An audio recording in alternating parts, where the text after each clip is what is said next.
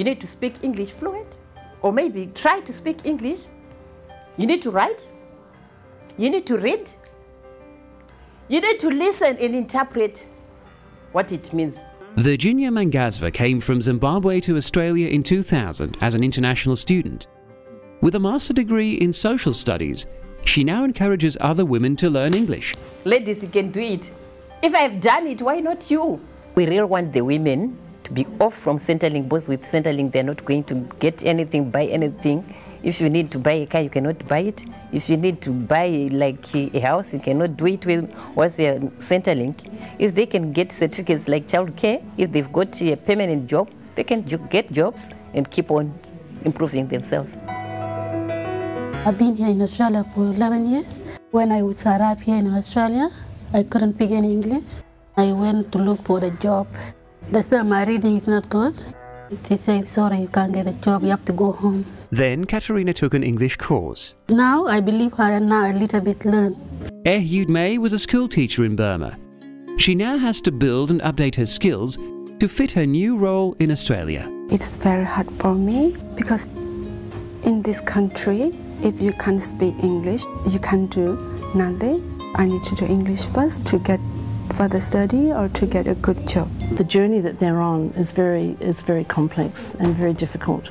So they do arrive here, and they are provided with English classes. So I guess this kind of course is really important because it brings people together, some who've tried to work, haven't been successful. My name is Akim. I came from Sudan. Me, sometimes, if it's a big word, I cannot write the big word. I cannot read it. But simple word I can read and I can write. I learn a little bit more. I need a job. If I got the job, I can work. Most of the migrant women from refugee background sometimes overlook their past skills that they had before even migrating to Australia. There was actually a need to help these women to identify their employability skills. The content, entailed, like, for example, resume writing, attending interviews, employees' rights, as well as employees' responsibilities. Most of the women, even though they might have had these skills, but because of the migration to a new place, actually have made them to become somehow not as confident as they used to be before migrating here. Henin Weute is from Burma too. She arrived in 2006 and participated in the program. 2008, I paved the way. After that, they provide each woman group. So I'm organized within my community. We can write our resume, interview skill, to find our interest in and our strength to be strong. Henin Weute now works at her local community centre. I would like to complete my diploma of community services. My name is Nisha. I've come from India, New Delhi. I came after marriage and we have a business over here, like a restaurant business, Indian restaurant.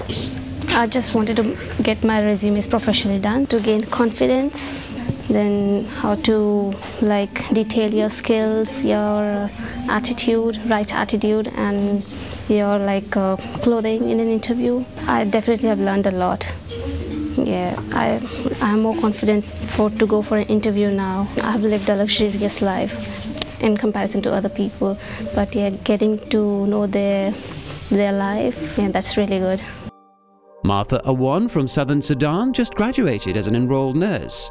I learned about communication skill and how to serve the patient.